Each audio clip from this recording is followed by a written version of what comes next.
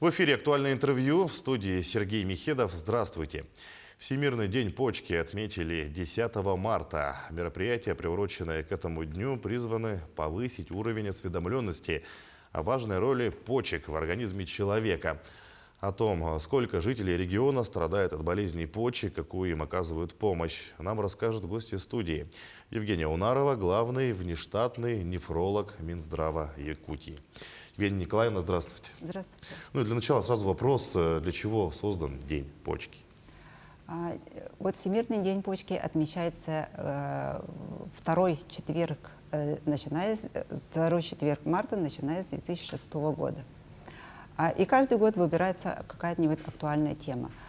Тема этого года называется «Здоровые почки для всех», которая призвана расширить знания и осведомленность действительно о важности роли почек для поддержания здоровья населения. И в этом году акцент на почки именно она направлена не только пациентам, да, с призывом соблюдать все рекомендации, да, основной акцент сделан в сторону медицинских работников и организаторов здравоохранения. Какими заболеваниями почек страдают чаще всего жители Якутии? Ну, жители Якутии ничем не отличаются от основной популяции, да.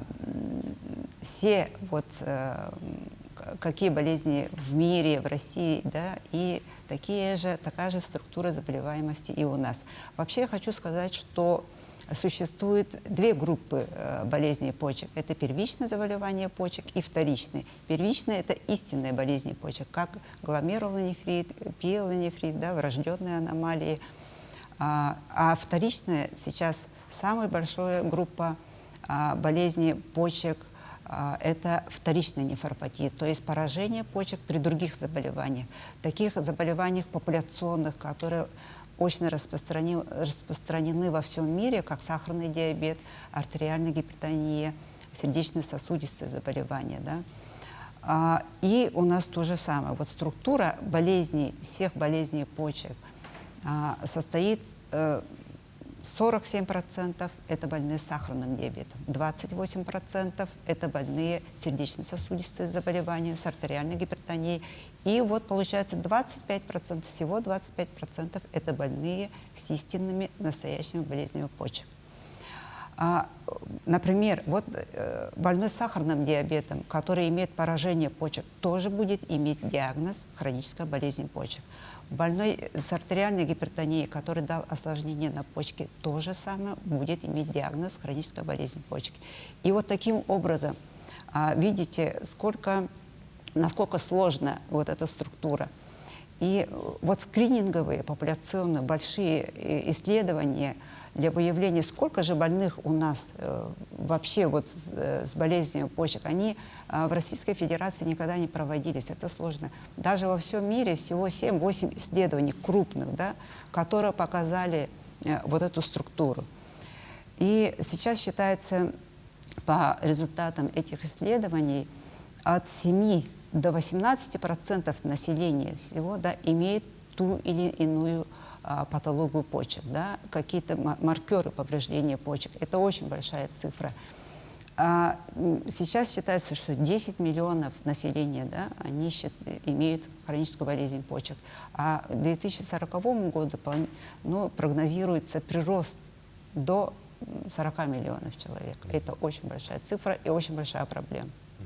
Вы сказали о том, что около 50% случаев болезней почек, да, это осложнения после сахарного диабета. Да. А вообще какие причины приводят к заболеваниям почек, если говорить в целом? Ну вот, причины, конечно, вот заболевания. Вот, я так и сказала, что это первичные настоящие болезни почек, да, которых очень мало, да, и вот вторичная нефропатия. И вот что делать?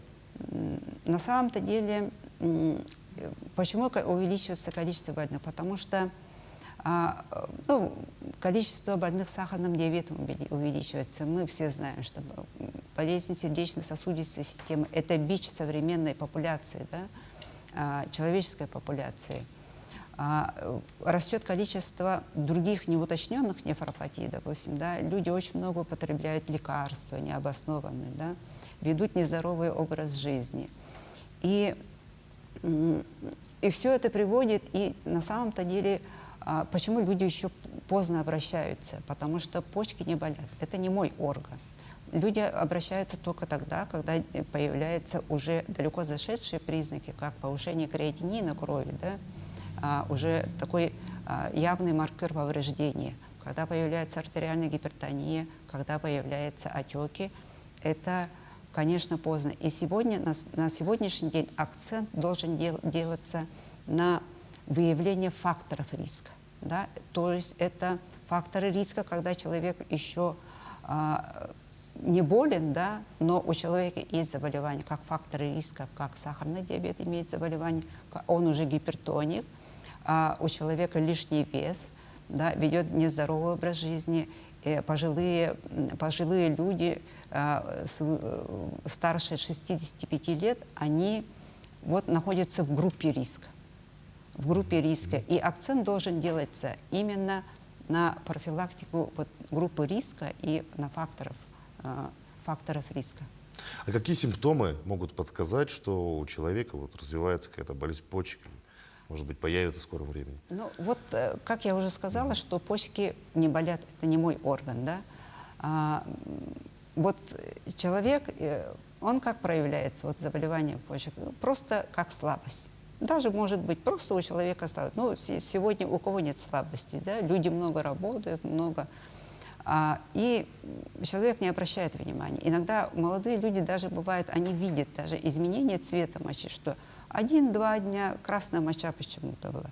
А она ничего не беспокоит, ну вот просто красная моча. Почему-то цвет. И это прошло, и человек чаще всего не обращается. И много. Вот, например, гипертония, ранняя гипертония. Один раз выявили 130-140 человек, тоже не идет, потому что особо ничего не беспокоит. И таким образом, и вот такая цепь, и вот эта диагностика, она упускается, своевременная диагностика. Хватает ли нефрологов у нас в республике? У нас сейчас в республике нефрологов, количество нефрологов 40 человек, но вот кто занимается консервативной нефрологией, то есть нефрологией, которая вот именно лечит, диагностирует, нас мало, нас всего 15 человек.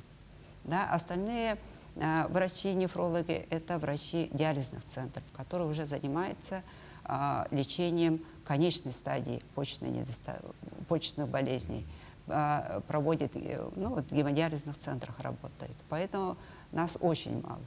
Но вообще нефрологов готовят у нас в Якутии или где-то нужно учиться в России? Нет, у нас именно нефрологов наш университет не готовит. Мы все проходим обучение в центральных клиниках, да, центральных вузов Российской Федерации. Проходим ординатуру, обязательно через клиническую ординатуру. Ну а в целом, как организована диализная терапия? У нас вот эта вот диализная терапия, она относится к заместительной почечной терапии. У нас это организовано очень хорошо. На сегодняшний день у нас 7 центров и отделений гемодиализа, которые оказывают заместительную почечную терапию. И 4 из них на основе вот частно-государственного партнерства. И на сегодняшний день у нас на гемодиализное лечение получает 498 пациентов, еще 40 пациентов, которые получают перитониальный диализ, и 140 пациентов наблюдается с пересаженной почкой. А как долго вообще длится диализ в среднем, продолжительность процедур? Вообще, вот что такое гемодиализ? Это когда у человека уже не работают свои почки, вместо своих почек работает аппарат. То есть это всю жизнь получается? Это нужно получается, получать гемодиализ. если человек полностью утеряна функция почек, функцию почек замещает аппарат. Значит, вот такое лечение у нас в республике с 1992 года. Да? И когда мы начинали, не хватало мест, да, количество больных растет, но на сегодняшний день у нас дефицита в диализных местах нет. И вот одна процедура диализа, вы спросили, сколько длится этот диализ, да? Одна процедура диализа в течение 4 часов. И человек 3 раза в неделю по 4 часа получает вот такое лечение. Это очень дорогостоящее лечение, которое оказывается бесплатно. И у нас есть пациенты, которые находятся на такой терапии с 1997 года. Да, это долгожители. Это наши, с одной стороны, наши достижения, конечно, да, что это показывает, что можно жить полноценно, но получая такую терапию. Ну, такому пациенту же поможет пересадка почки. Да. Проводятся ли у нас такие операции в Якутии? Пересадка почки в республике проводится на базе Республиканской больницы номер 1, вот нашего медцентра, с 2001 года. Мы начали с пересадки родственной почки. А с 2016 года еще внедрена пересадка почки от посмертного донора, ну, от трупного донора, раньше мы так говорили, да, от посмертного донора. И на сегодняшний день уже проведено нашими хирургами, вот нами, да, подготовлено, проведено 91 операция. 91 операция, это очень хорошо, большое достижение.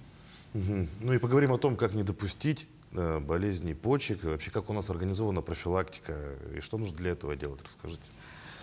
Ну, как я уже сказала, что профилактика, она должна начаться, когда еще болезни нет, да, когда человек должен следить за своим здоровьем, не только человек, и медицинские работники, да. Без этого невозможно. Если вот здоровый образ жизни, мы говорим, да, отказ от курения, следить за своим весом. Если есть хроническая болезнь, конечно, лечить и следовать рекомендациям врачей. Да? Мы много говорим, что вы, пациенты, все должны следить за своим здоровьем, да? Но акцент сейчас смещается в сторону ответственности медицинских работников. Надо разговаривать с пациентом, объяснять человеку, вот такой диагноз, такие риски есть у вас, да, объяснить человеку, потому что часто бывает, что у человека есть диагноз, но он никогда не слышал о том, что при гипертонической болезни у него может быть проблема с почками. Они появляются, узнают об этом уже, когда время профилактики упущено. Поэтому вот акцент этого дня почки – повысить грамотность не только у пациентов, но и медицинских работников и организаторов здравоохранения.